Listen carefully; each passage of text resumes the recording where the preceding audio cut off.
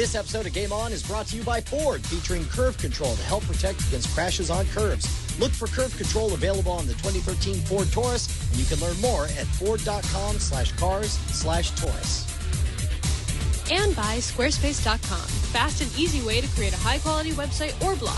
Make sure to use the offer code GAMEON3 to get 30% off your new account for the next 3 months. That's Game On and the number 3. It's Sunday, March 18th, and I love Draw Something because I never learned to read. Brian and Veronica discover the ethereal majesty of Journey for PlayStation 3. The Guild and Dr. Horrible star Felicia Day joins us, only to break into spontaneous song if time permits, which it probably won't. We talk to the geniuses behind the new hit mobile game Draw Something and ask them honestly if the Jersey Shorecast spells out the words of their clues. Hey, do you think Diddy Kong and Candy Kong ever made out? Just asking. Ooh, that Candy Kong make me bark like a dog. It's time for Game On!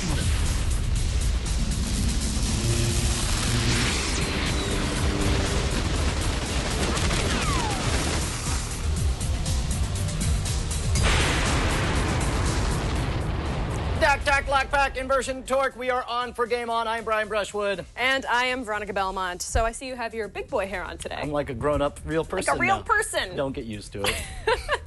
So I have to say, they mentioned the Jersey Shore in the intro. Yes. And I actually drew a Snooki in Draw Something recently. You just drew got Snarf right. from the Thundercats? I drew just a bright orange, very large breasted. And there wasn't enough letters like for Oompa bikini, Loompa, so they're like, I guess Snooki? I don't know. That actually got it. I was very proud of myself. I That's love that awesome. Game. Hey, man, so we got a big announcement about Team Fortress 2, right? We do.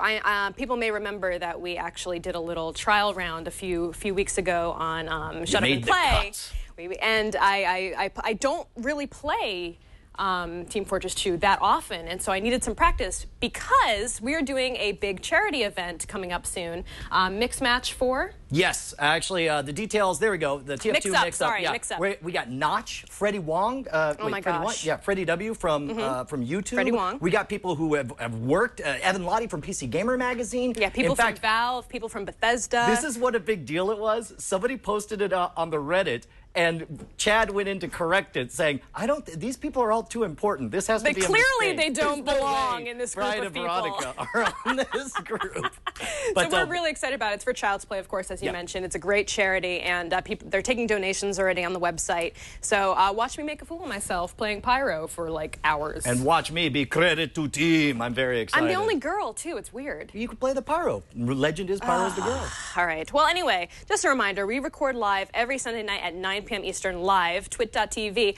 Be sure to tweet reactions to @TwitGameOn. Why? Well, I will tell you. All of our tweets are compiled inside the brain of our producer, OMG Chad. He's a robot. He sorts out the funniest, and then he spits them out at the end of the show. It's a real simple process, so don't panic and screw it up. And don't be lazy. Send him tweets. He needs it. And once we mop up this mess, the party doesn't end. Shut Up and Play. The LAN party for the staff and fans of Game On begins live. And today we're playing Trackmania 2 with a grudge match where we're going to play some You Don't Know Jack.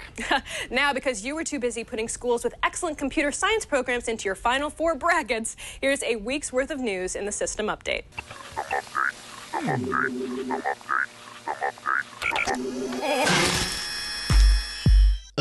Diablo 3 is back in the news. I bet it's another delay or a weird comment from a Blizzard PR guy comparing the game to an M. Night Shyamalan movie. Am I right, Mark Wahlberg? What? No. Oh, well then it must be actual release date. Yes! Diablo 3 will not only be available to the public on May 15th, but you can pre-order it right freaking now! It'll cost you $59.99 for the standard version or $99.99 for the collector's edition, or you could buy an annual pass to World of Warcraft and get Diablo 3 for free. But beware, that offer ends May 1st. Is Bethesda ready to announce their rumored Elder Scrolls MMO? Yes, according to Tom'sGuide.com. It will be called Elder Scrolls Online and will take place 1,000 years before Skyrim. Players will be able to choose from 3 factions represented by a dragon, a lion, and a bird of prey. The announcement is set for May. Of course, this would be followed up with a presence at E3 in Los Angeles. Well, fuss-row duh. Speaking of E3, it looks like Nintendo will be the belle of the ball as far as hardware is concerned. Microsoft told Kotaku this week that E3 is about all Xbox 360 this year. This follows up on Sony's announcement that there would be no sneak peeks at PlayStation 4 at the massive gaming convention. That leaves Nintendo to play new baby when they're showing off even more of their Wii U console. E3 was already pivotal for Nintendo to wow gamers in advance of the Wii U's winter launch. Now with the decks cleared, the pressure is even higher. Gaming site Giant Bomb has been acquired by CBS Interactive, along with Comic Vine. It came as part of a massive sell-off from Whiskey Media, which also unloaded 3 of their sites, Tested, Screened, and Anime Vice, to the Los Angeles-based Berman Braun.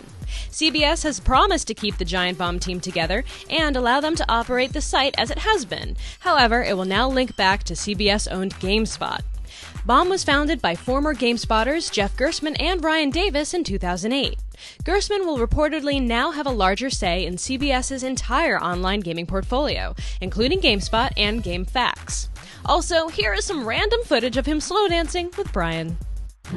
Once you're lucky, twice you're good. Kickstarting dead video game genres with fan money had a big week. First, the groundbreaking Double Fine point-and-click adventure project wrapped up with a massive $3,300,000 haul. For context, that surpasses the previous budget of previous Tim Schafer project Grim Fandango, and is far north of the $400,000 they initially asked for. But not to be outdone, Wasteland creator Brian Fargo debuted his own Kickstarter project to fund a sequel to the classic 1988 RPG. His $900,000 pitch has already been answered with over $1 million, and there are still 29 days to go. Man, I loved Wasteland. I used to play the ever-loving hell out of Wasteland on my 286, and my friend played it on his Commodore 64. Tell me more. Dude, it was amazing. Everything you love about Fallout began in Wasteland. And if you ever played Fallout 1 or Fallout 2, in fact, when Fallout 3 was announced, people were complaining because they were getting rid of some of the best parts of the tactical combat. This, taking the risk of punching a rad scorpion in the groin versus going for a base hit, hitting the torso. And all of that began with Wasteland. They had this awesome thing. You would queue up your weapons and what moves you wanted to do, and because it used kind of the Bard's Tale engine, it would actually have this narration describing play-by-play what happens using very sparse sound effects. And I tell you, I love the game so much, I played it again in 1998, and I played it again in 2008. I'm so stoked that they're bringing this back. I'm so surprised, or I'm not surprised, I'm encouraged that the Kickstarter thing is working for people. Like, I kind of had a feeling that maybe Double Fine was a fluke. Right. You know, people are just so obsessed with Double Fine and love the games they make so much, and it was kind of the first company to really do this for a video game. Right. But now we're seeing a little bit of repeat action, so maybe it is something that's kind of sustainable, which is awesome. You can tell that these are labors of love and that the fans are super into it. In fact, actually, Chad, can we roll a bit of the video that they made for the Wasteland 2? Thanks for meeting with me today. So you want us to pay for a Wasteland sequel? Yes. How old is that game? It came out in 1988. I'm pretty sure my mom graduated high school that year. Fascinating. Have you been involved with any games I might have heard of? Have you heard of Bard's Tale? No. Fallout? Can't say I have. Stonekeep? Doesn't ring a bell. How about Dragon Wars? I got nothing. Castles? I like TV show. Star Trek 25th Anniversary? With Picard? No, Kirk. Then no. Baldur's Gate? Bluegate? You had to have heard of Battle Chess. Is it lunch yet? Icewind Dale? Neuromancer? Free Space? Kingpin? Did you do Angry Birds? Would I f***ing be here if I did Angry Birds? No, it's a completely different genre. It's a role-playing game. Is it $1 billion franchise? Probably not. Then I can't help you. So you're turning down a game that the fans want. Hey, I'm a publisher. Ooh, snap. Well, and here's what's great. You know, obviously, everybody knows that Tim Schafer is just naturally funny, but there is so much heart in the Wasteland 2 thing, and they got 29 days left in the Kickstarter, man. I hope they make $1 billion, and they make it one of the best games of the next couple of years. I was a little bit worried about the going for the funny video vibe again for the Kickstarter project, but then that kid, man, he blew it out of the water. I loved it. He followed it straight from the playbook, right? Some great lines in there. So Brian played an arty game where he flies through the desert. I lived in my pajamas for 72 hours so I could finish Mass Effect 3. See the fruits of our labor in this week's edition of The Score.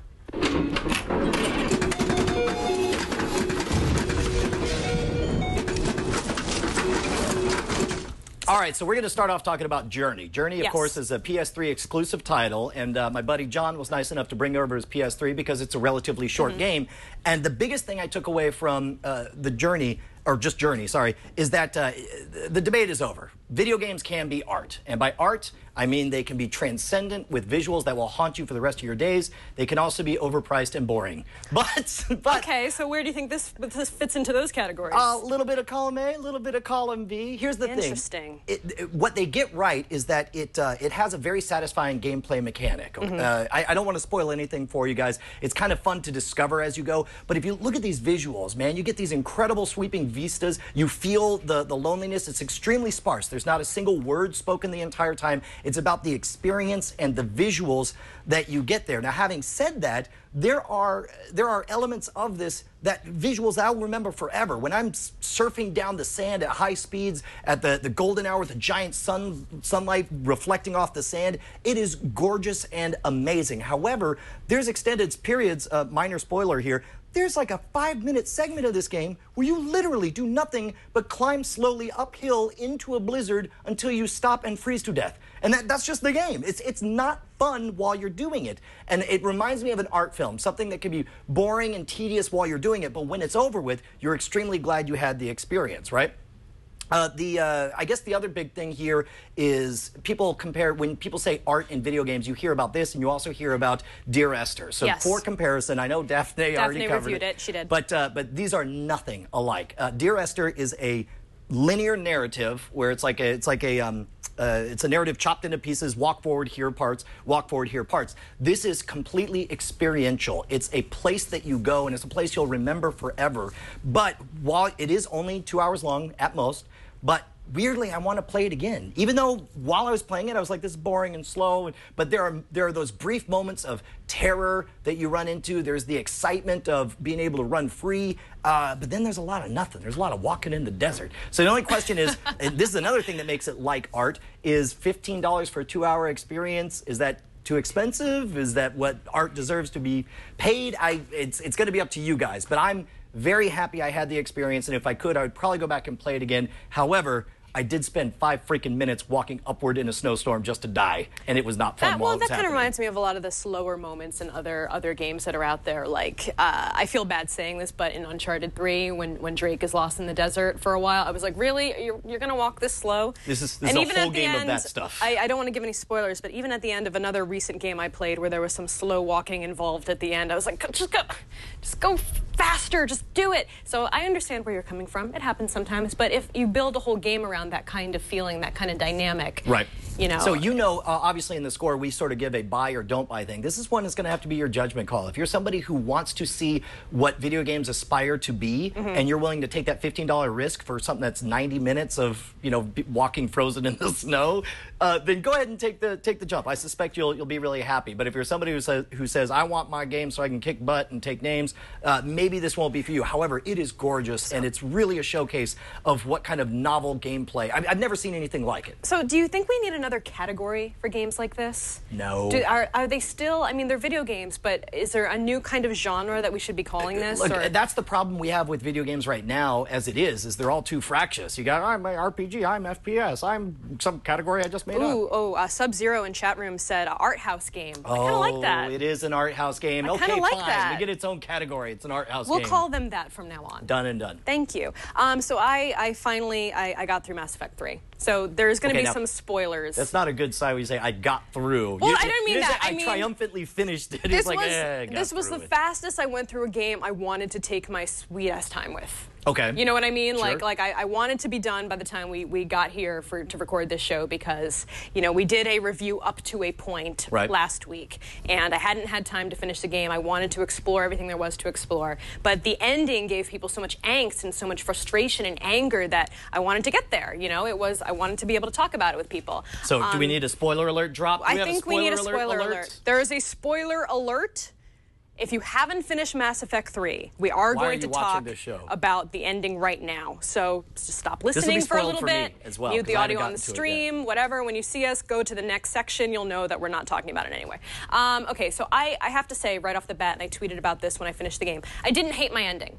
I didn't hate my ending. Not the while most I was playing. Endorsement. Well, I'm saying that because so many people hated the ending. Like, I hated the ending. Internet rage face, So I wanted to put it out there like that. It did not make me feel that way. I did not immediately feel any kind of really big feeling of loss and frustration or anger at the ending that I noticed that you said I didn't hate my ending. Do you feel like you played it better? Do you think some of the rage is people didn't play certain things right and that's why it's so frustrating? I think part of the frustration is that the endings you can get are all very similar. Okay. So I say my ending, I chose the middle ending, the synergy ending between biotics and between synthetics and Why can't organics? Organics. There you go. Thank you.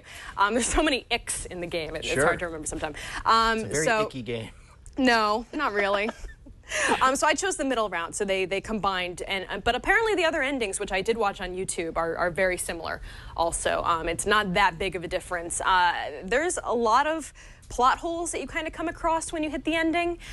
There's things like, for example, you lose the ability to use the mass relays. So you can no longer do travel between the galaxies. And so then suddenly all the aliens that are helping you defeat, all the other aliens that are helping you defeat the Reapers at the end of the game, they're stuck in the Milky Way. They're stuck in your system now. Okay. And, you know, a lot of the aliens in the game, they don't eat human food. They can't live in our environment. So in one way, that's not a good ending for that. Also, the mass relays are closed down, and we learned through earlier stories within Mass Effect, within the Mass Effect universe, that when the mass relays explode, they take out everything with them in that galaxy. So it was basically like a Holocaust in a lot of ways. So I brought along an intergalactic destruction of every people, life everywhere, and that just doesn't fit into with the storyline, really. This is the ending you didn't hate. This was the was that you were okay with the destruction of the galaxy. Yeah, and I mean, I was asking people why they were so angry at the ending, and these are just some of the reasons I got: the plot hole issues,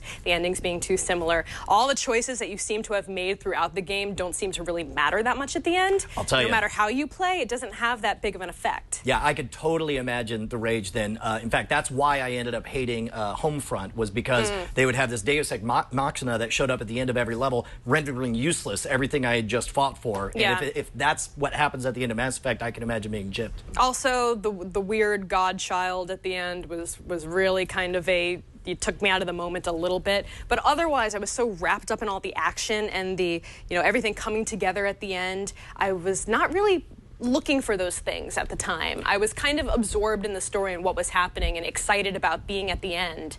And it wasn't until I went back later and started talking to people that I started getting that little seed of frustration of being like, oh, it would have been really great if, I guess you're right. if Shepard had that you know, triumphant ending of destroying all the Reapers, and then she goes and lives in a cottage with Tally for the rest of her life, and blah, blah, blah. They make little alien baby children. So, in the spirit of buy or don't buy... Speaking of which, I did not get a chance to romance anyone either. You romanced it? Oh, that's why you're frustrated. That's why I'm frustrated, you betcha. Get your hugs and kisses. I didn't get my Garrus time. I wanted my Garrus time, but no. You're the only other person I've met who's romancing Garrus. I tried. In love with we Garrus. went and we shot stuff off the, you know, in the Citadel, and that was awesome. We had some bonding. You guys but shot because guns? it was because I didn't import my character from my last game because I went from PC to Xbox. So in the spirit of buy or don't buy, someone like me who's invested, you know, maybe a third of the way in, am I just going to, if I'm ultimately just going to be frustrated, is it continue to play or don't continue to play? I can't say that. I have to say that cumulatively, it was an amazing experience, and it was a fantastic game. I had a blast playing it, and the story's incredible, and the gameplay is incredible. Everything that I liked about it in our last review, I still believe, and I still feel very strongly about. The ending, you know, there's never a good ending to this kind of thing, I feel like. I mean, even the guys over at Revision 3 for Destructoid and New Challenger, I saw that. They did a hilarious skit where we're never satisfied with how, like, shows like that end, with, you know, with Lost or with, you know, anything else out there, basically. Battlestar, exactly. Yeah. Thank you. I was trying to get that one in my head. We're never satisfied, and I think there's a lot of good reasons why people are not satisfied with the end. It didn't ruin my overall gameplay experience. Maybe you should go through playing and take more time to stop and smell the Garrus while you can. Yes! Stop and smell the Garrus. I love it. Mass Effect 3 is available now for $59.99 on PS3, Xbox, and PC, and the From Ashes DLC is also available for $10, which I found, finally, by the way. Finally got that thing rolling. I had to re-download it, and then it worked. What? The download didn't, like, take or something, so I was flying around everywhere, like, going to the planets where I knew he was. And then when you finally got the DLC. Yeah, and one more last comment on it. It's like, of course, the big controversy is the 0-day DLC. Did you feel like it was a game ruiner if you played without it or anything? No. It's a minor deal? It was, I mean, it maybe would have had some effect had I gotten it earlier in the game, but I really waited almost until the very ending of my story to go grab him. It's like by the time he shows up, you're like, oh, Prothean, great. Yeah, listen, why don't you hang out in the back of the ship? We're going to save the galaxy, all right? Yeah. Hey, you know what sucks about sports? Everything. You know what would make them suck less? If they included murder, explosions, and flying brooms like the fake sports video games we talk about in this week's Leak Sheet. Initiate countdown. All right, guys, the best fake sports video games. Number 5, Mutant League Football, a game surely created in the most fevered moments in the mind of a surely sweaty Al Davis. It's a fairly basic skin of a standard American football game, replacing human players with monsters of all varieties. The real fun came from hazards like landmines and fire pits, as well as a ton of random crap on the field like ice blocks and toxic waste. What's more, you could openly bribe the ref once per half to call totally BS penalties on your opponents. Also, you could trigger special dirty plays designed to maim and murder your adversary. Just win, baby! But also, if you have time, leave the other guy's organs on the field. Number 4, Looney Tunes Basketball. A cross between White Men Can't Jump and Space Jam. What's not to love about Looney Tunes Basketball? Sure, the game treats interior defense with the same respect the Roadrunner pays to physics. Every single play is either a dunk or a dunk or a dunk. Your only hope to get ahead is by stealing the ball mid-court or picking off a pass and taking it the other way. Anyone who shoots a jump shot in the game is dumber than the guy who keeps extending Wile E. Coyote's credit at Acme. Number 3, Speedball. What would happen if you took rugby, armored the players, enclosed the field, and played with a metal sphere that could bounce off the walls? Speedball. Another game that valued violence over sportsmanship. Points are scored either by putting the ball in the opposing goal or injuring members of the other team. What's awesome about Speedball is that it's cold, calculating, and simple enough to be plausible in a cyberpunk universe. Imagine if we lived in a world where even the most catastrophic injuries could be healed with nanites. Wouldn't you love to see a game where your least favorite player had a chance to get his back broken? Of course you would. Harry Potter Quidditch World Cup. All right, seriously, stop laughing, all of you.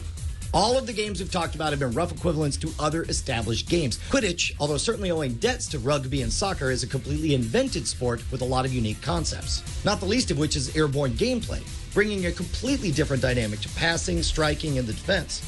There are 3 suspended goals instead of a traditional one, and of course, the snitch. In World Cup, once a certain momentum is achieved, you can change play from chaser to seeker and try to catch the elusive flying gold ball. Catching it gives the team 150 points and ends the game. It's enough to erase a massive debt, but not every lead. If you're losing by 160 points to catch the snitch, you still lose. See? You're warming up to it, aren't you? Mischief managed. Twisted Metal. There is no sport that needed more of a makeover than the Demolition Derby. Sounds awesome on paper. A bunch of rednecks ram their cars into each other until only one's running. The reality? After a really fast start, things tend to settle into one of 3 barely functioning jalopies denting each other's fenders for 30 minutes until they run out of gas. Twisted Metal gave us what we've always wanted. Huge maps, insane weapons, awesome vehicles, and carnage. Sweet, supple carnage. Sure, there have been a billion different racing games that value precision and turning and acceleration, even some that coupled that with knocking enemy racers back into the pack. This boiled it down to a simple essence that lives in anyone who's ever been to one or more state fairs: wanton destruction on the grandest scale possible. I long for a day when this is reality. I can smell the fried dough now. So I don't know if they ever made a video game out of it, but there was a tabletop game I used to love called Blood Bowl. Did you ever see that from Games Workshop? No. It was had a grid that was a football field, and you had like orcs versus humans, and you were able to cast spells, and you had like a ruler to indicate how far, and you rolled dice to see if you'd nail it or not. I love that game. My favorite thing is that the chat room was like trying to figure out what number 1 was going to be. They were getting ready to riot. They were getting ready to riot, and then they saw it was Twisted Metal, and they were like, we didn't even know we wanted this, but we're so excited that this is the first one. So thanks to everyone who helped populate this list on our subreddit at twitgameon.reddit.com. Specifically, Fat Batman, Dark Demon 42, Bob Callie 99, and Trivially Travis. But if you think they're full of it, tweet what we missed to @twitgameon on Twitter. I love that you were able to say all those names without Trivially smirking. Travis. It was very good. Man alive, this episode has just flown by, but we have a ton more hooch headed your way, Boss Hog. Veronica and I sit down with Felicia Day of the Guild to talk about the enjoyment and creation of video games you know and love, and we'll hear some big announcements as well. Plus, we talk to the mad geniuses behind Draw Something and demonstrate the game with the help of Romany Malco from the 40-Year-Old Virgin, Weeds, and FX's Unsupervised. But first, we have to deliver you a message so important, somebody paid us to say it. This episode of Game On is brought to you by Ford, featuring Curve Control. Curve Control is part of a whole suite of safety technologies on the 2013 Ford Taurus. It helps drivers maintain control of their vehicle when they're taking a curve too quickly. Here's how it works. Curve Control is always looking for potential problems by measuring how quickly the vehicle's turning versus how quickly you're trying to turn it. It pays attention to the roll rate, yaw rate, lateral acceleration, wheel speed, a steering angle, all this stuff I don't even understand. The point is it runs 100 calculations every second. When it finds a problem, it'll rapidly reduce engine torque, it'll apply four-wheel braking, it'll slow the vehicle up to 10 miles an hour in 1 second, and it works on dry or wet pavement. Curve Control helps protect you while driving on curves, and it's one of several new driver assist technologies available on the 2013 Ford Taurus. You can find out more at ford.com/cars/Taurus. All right, well, you know our guests today from a million amazing projects such as The Guild, Dr. Horrible's sing-along blog, Dollhouse, Buffy the Vampire Slayer. We could just keep on going for another 30 minutes straight. A very, very long read time. Straight for the IMDb. The wonderful, the fabulous Felicia Day. Welcome to the show. Thank you so much for having me. Of course. Hey. So we both just got back from WonderCon. Can you tell our audience a little bit about what we announced there, what you announced there especially? Yeah, we had a panel that was very, very packed, where I got to announce what has put the bags under my eyes, which is a brand new YouTube channel. It's called Geek and Sundry, and we posted a trailer, and we talked about the 6 brand new shows we're going to be having on the channel starting April 2nd. So it was really cool to get it over with and announce so it doesn't have to be a secret anymore. Yeah, we haven't covered tabletop gaming too much on the show, even though I think a lot of our viewers might be interested in that. Can you tell us about Will Wheaton's show? Yeah, so there's a show called Tabletop, and I went to Will when I was pitching the slate to YouTube, and I was like, hey, would you like to do a show? And I was talking about a little bit about D&D, and he said, let's do a show about tabletop gaming, which he's really passionate about, and he's been doing for, over 20 years now. So this is like a 30-minute YouTube show where he plays tabletop games with other people. And, I'm not necessarily, I wasn't a board game player before we started this show, but I played a little bit just on iPad, and that actually got me hooked more into the actual show itself. So because a lot of these games are being transferred to iPad, and casual gamers are finding them, and then I think people are kind of reverse discovering them as a social activity. So I'm really excited about the show because every week 4 people will get together and play a different game every week of this sort of like Catan and Pandemic and Dragon Age RPG. So it's a big variety of games. So, Felicia, you obviously are one of the pioneers of new media entertainment, especially scripted entertainment. I have to imagine that you get a lot of people who want to get in on this this opportunity, I guess would be the best way to put it. Do you tell people, like, has the window passed? Is it too late for somebody to get started? What advice do you give to somebody who's trying to break into the new media? I mean, I personally think there's no better time to be breaking in right now. If you see, my channel is part of a YouTube initiative where they funded about 100 channels to do slates of programming under certain verticals and sort of types of content. But at the same time, Hulu is invested a ton of money and more high-budget TV-like shows, and there's rumors about Amazon getting into original content, and of course I work with Microsoft on the Guild, and I know they have a bunch of things on the horizon video-wise. So right now is the best time in the world to be making video because you could be making it wherever you live. You can be uploading it to fans wherever they are, and you can find an audience. It's there is a lot of content out there, but if you're making something that's unique and touches something in people to watch, you can find something without the middlemen that have been kind of plaguing us for a long time now. So it's literally the best time ever to create something, I think. So season 5 of The Guild, I know, is going to be on Geek and Sundry as well. Are you adding any new content to that, or are you just going to replay the episodes?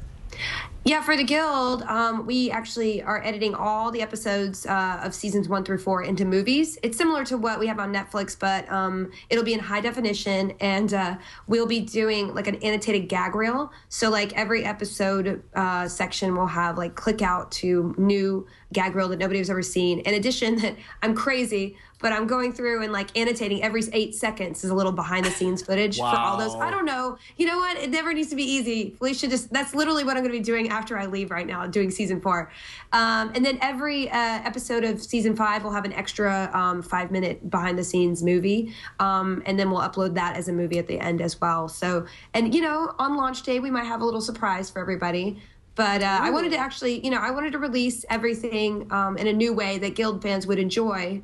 So they'll watch something and get something from it they don't even have, even if they have the DVDs. So yeah. On that same subject, is there any spoilers you can give us for any teasers for season 6? I could just say that, I've been very swamped with Geek and Sundry right now. And so that after launch on the 2nd, I will definitely be turning my eye to it. I have a story and some of the logistics are being worked out. So I'm fully intending on continuing, and we'll see where it ends up. Everything ends up. You've been working on a lot of gaming-related content recently, from Dragon Age Redemption to, of course, voicing a major character, a companion in Fallout New Vegas. What draws you to this kind of work, and is there anything else you can tell us that's coming up soon?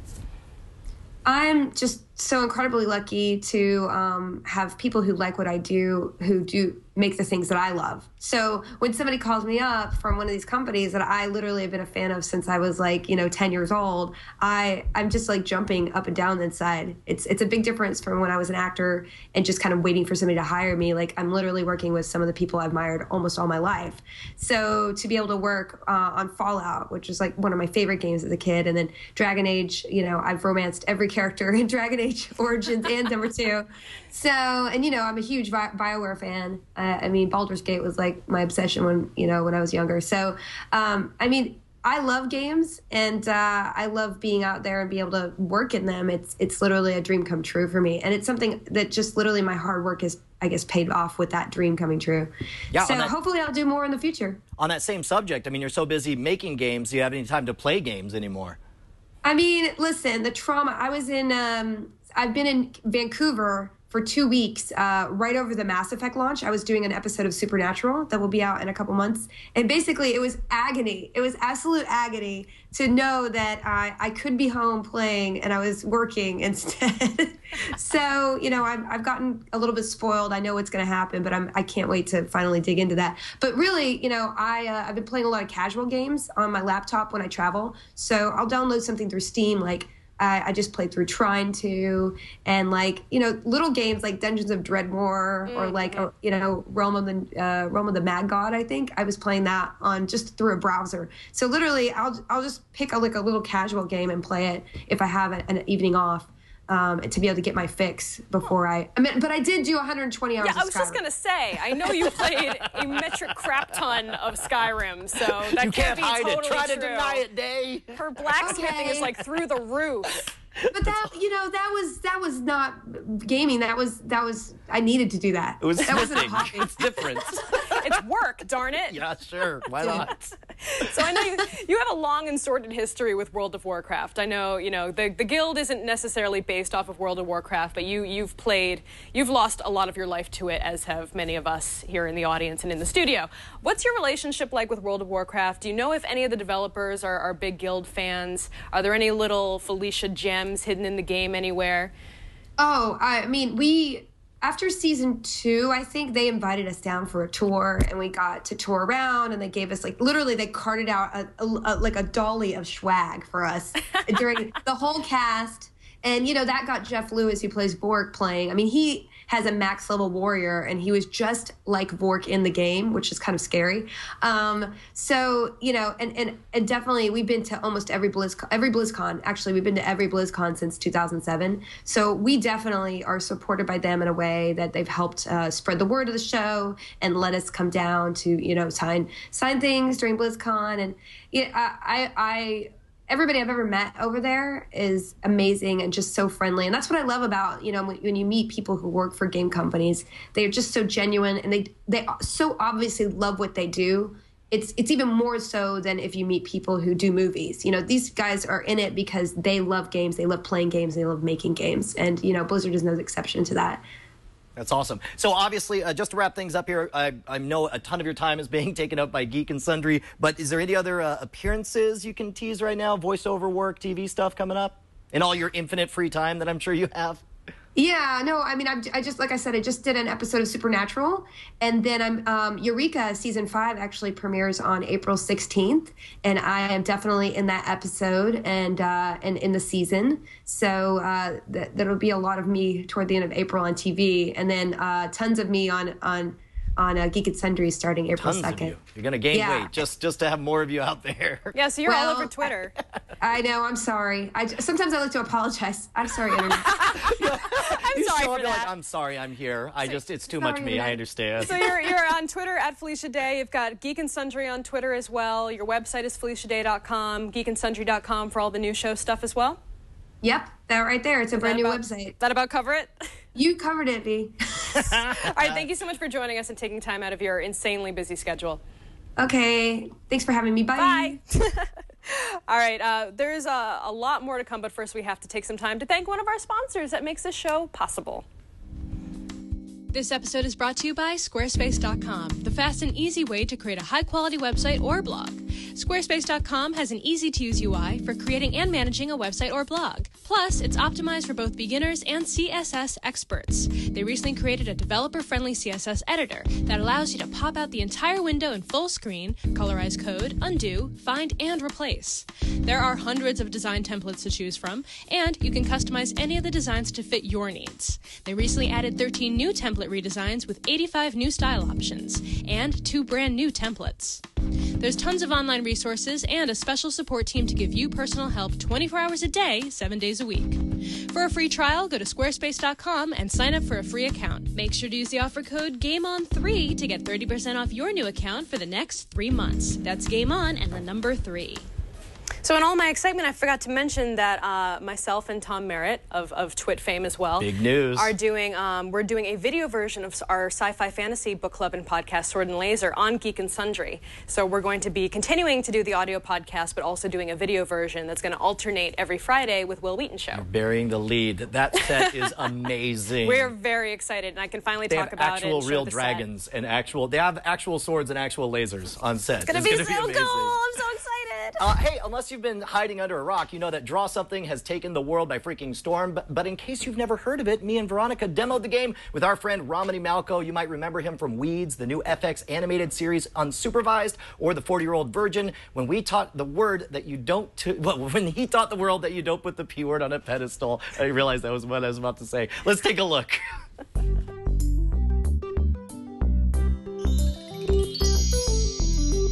Okay, I'm on to yours now. All right, here we go. Talk it through.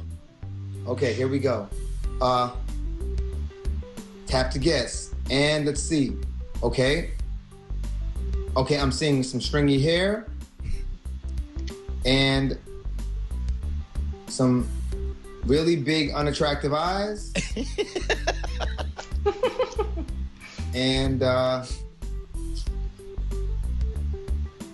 seeing a dress. She's dressed like a... Whoa, what is that? Oh my God, this has gotta be... This is easy. Amy Winehouse. This is easy. How do you... Oh, this...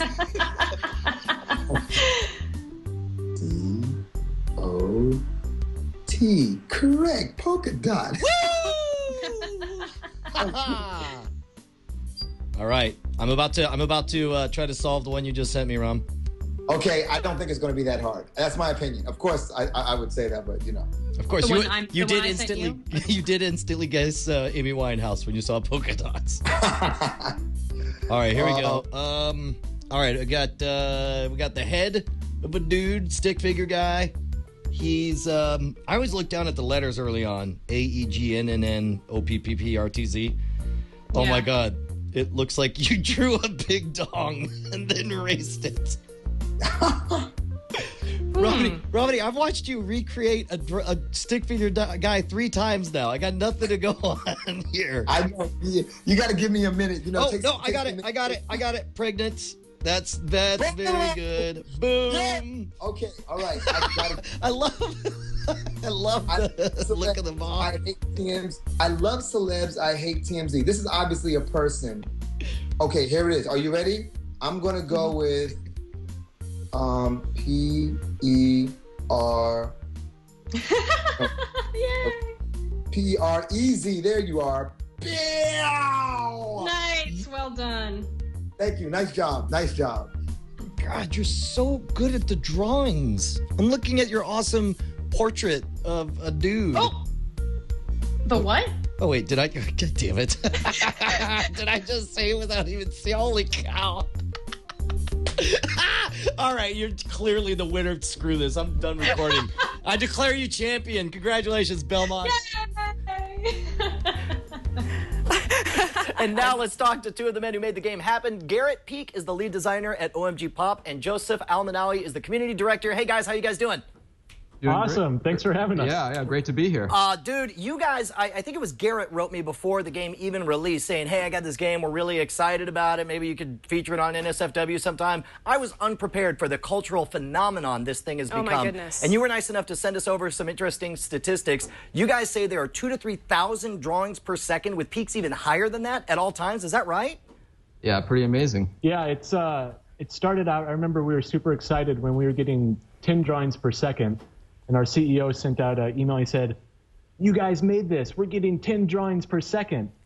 And, each day it just started building and building. And this last week we got up to between 2,000 to 3,000 a second with peaks higher. And we were just blown away. At this point, you guys have 30 million installs, 1.7 billion drawings, and the average guest time is 86 seconds. But there was one fact that was my favorite to find out, which was the most failed word. Which one was that one?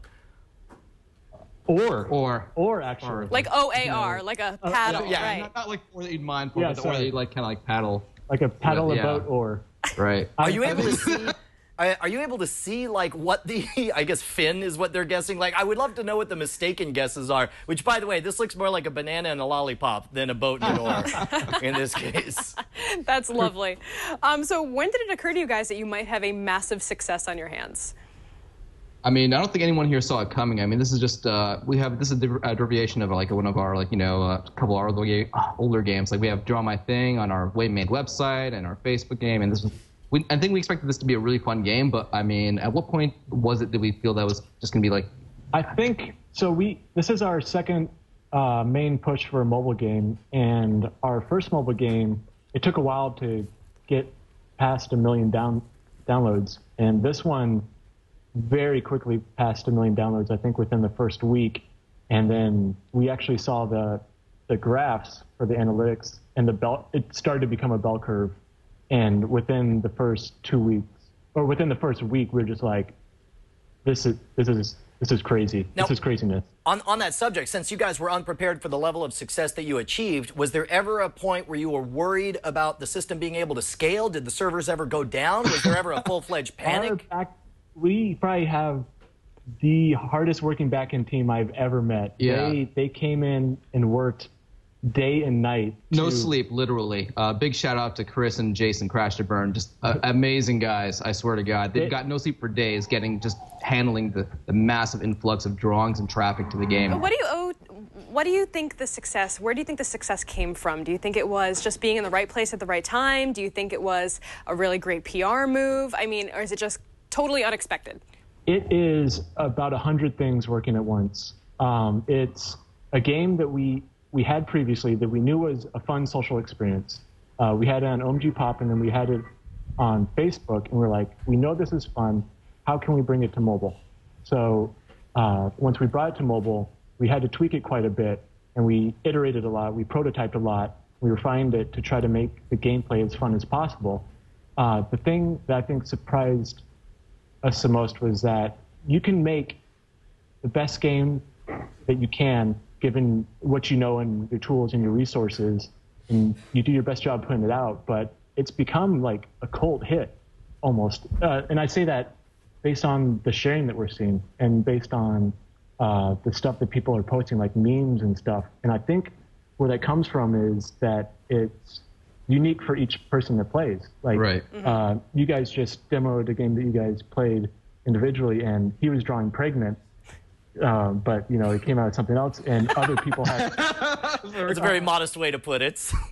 I'll keep it PG. But other people have in jokes, so it's like peanut butter for me may mean like the name of my dog, whereas for someone else it may be some funny experience that they had with their friend. Right. It all comes down to that personal ability to express with your friends. So it's just like it's what you just don't get from some other games where you just can kind of have this one-to-one personal expression that just between like you and the other person that makes it special.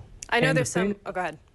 And the thing about that scales is the fact that since you're drawing symbols and icons, and it's something that everyone does from a very young age. I mean, the interface was made in a way to where we kind of put everyone on the same playing field. No one got special tools. No one got crazy, awesome, circle makers and square makers. So everyone's kind of on a level playing field, drawing with their finger on the touchscreen so that it becomes a universal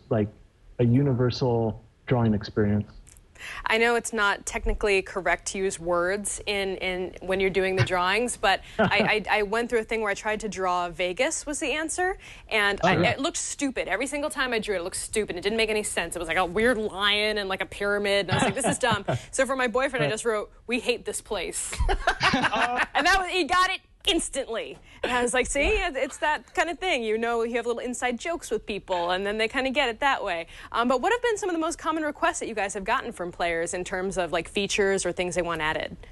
One of the top things is actually, in the game when you keep going back and forth and you get successful guesses, you can build up a streak. And one of the biggest things people ask for is like a streak beyond 99. When we were making this game, we never thought that so many people would reach like 99 consecutive turns without getting anything wrong. It's pretty insane. People get pretty passionate about it. But besides that, people are asking for chat, and if they keep into consideration whether people will cheat using chat. Well, they definitely will. And we also they want a gallery so they can save their drawings. And all that stuff's coming up. So we're listening very closely to what people want. Very important to us, the community. And so we're really excited about all the other features we have coming up for the game. Very excited. So I got to imagine you guys are very closely monitoring who mentions it on Twitter or on Facebook or shares individual drawings out there. Who are you most surprised to find out plays draw something? And did you ever have like a giddy fanboy moment? Man versus Food was probably the one that wow. Nice. Because like Adam, oh my God, I still watch this guy, Adam Richmond, right? I think, I forget his last name. No, Adam, Chat Room. That's right, yeah. Chat room. Chat room will tell us shortly. He'll have it in there in about 3 seconds.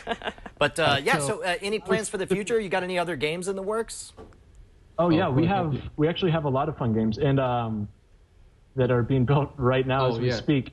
Streets on Facebook. We're really excited about that. Yeah, we have a Facebook game coming out. Wu-Tang Clan was actually in our office last week. Wow. Surreal. I noticed you had some Wu-Tang answers. I've hit upon Wu-Tang people as answers before.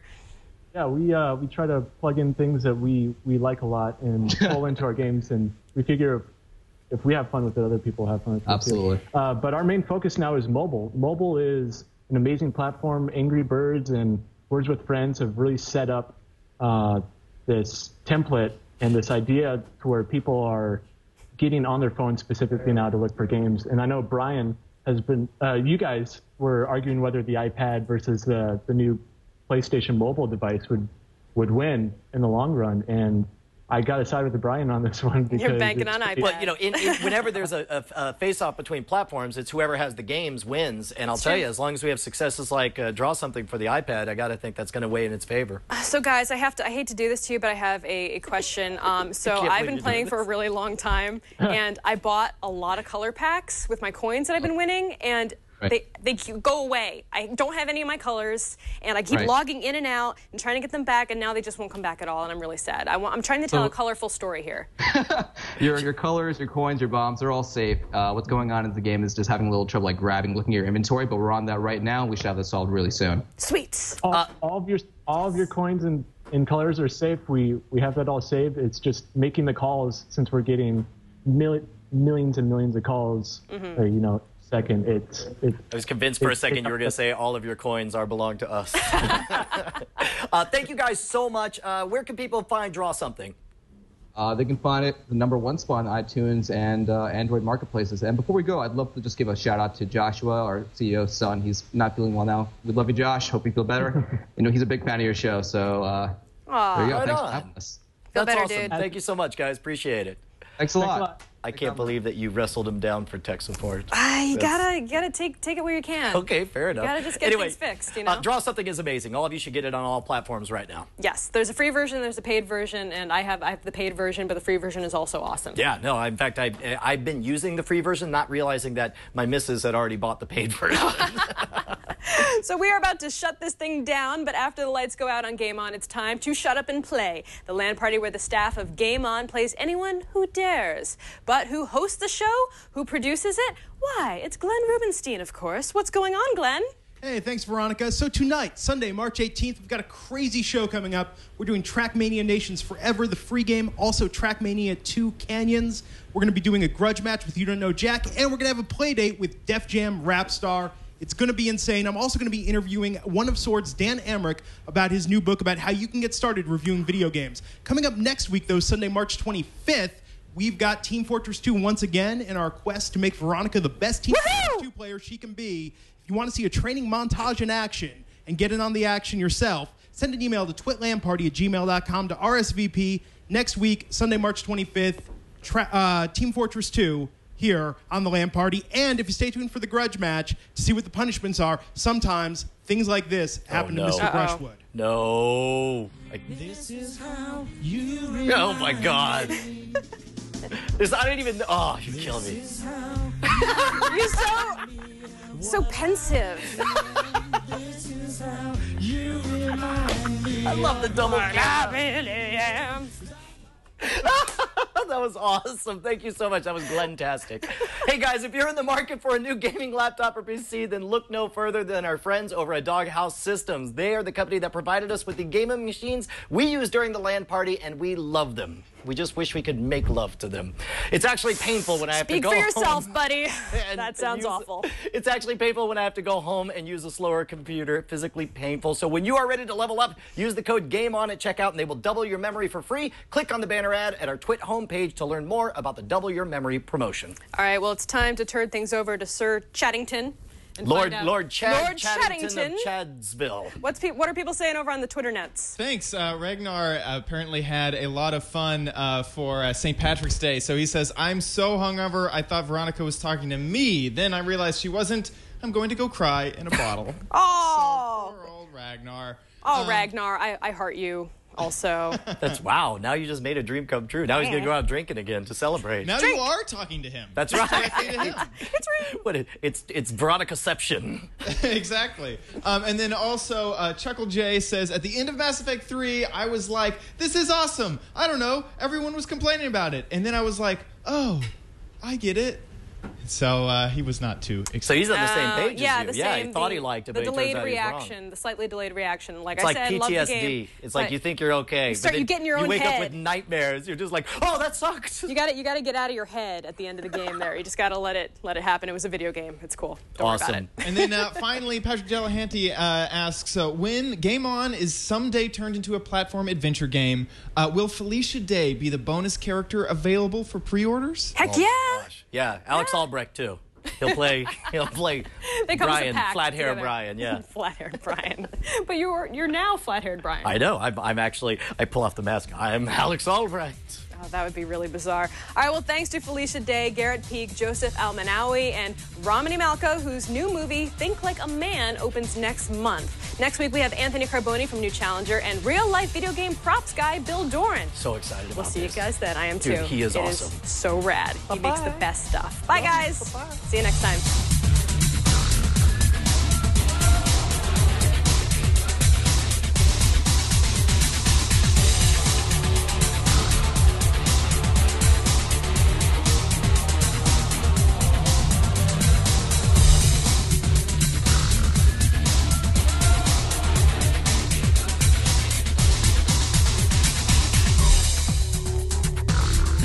This is a running joke with our crew. Everybody walk the dinosaur. All right, perfect. Thank you. He had no idea what I was talking about. I was like, can you please walk the dinosaur? And he was like, what? And I was like, walk the dinosaur. I don't know. And he was like, what? And I was like, from it's. If you have to explain something to someone like that for too long, it just loses its funny. But I wanted to bring you guys that. We should, and actually, it was not a joke, and it was not me pandering to say how much I love Wasteland 2. I don't know that we have to watch the whole thing, but can we pick it up from the end of the kid interview? So from what I understand, Wasteland is a derivative of Fallout.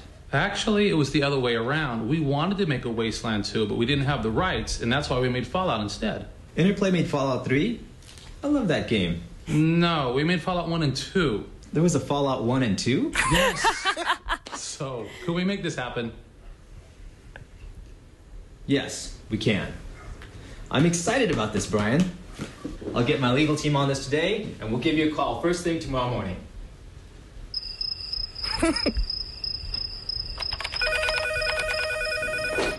Hello? Hey, good to hear from you. So, are we going to finally get going on Wasteland? Yeah, I got your farm bill request. Yeah, but, no, sure, I'll feed your chickens. But what about the... it sounds like you have plenty of fertilizer. What about Wasteland? Oh, another direction? Okay, thanks. Aww. Yes, I got your Bejeweled request. Yeah, hey, Brian. Yeah, it's Richard Cornwell for Big Ass Games. Big Ass Games. Sorry. Hey, we decided to move forward with Wasteland. Yeah, just a few tweaks. Let's do lunch. Perfect. All right, great. Okay, let's talk about a few minor tweaks. All right, well, I don't want to stray too far from the original. Oh, no. I mean, these are just tiny modernizations, if you will. Take, for instance, we would like it to be a first-person shooter.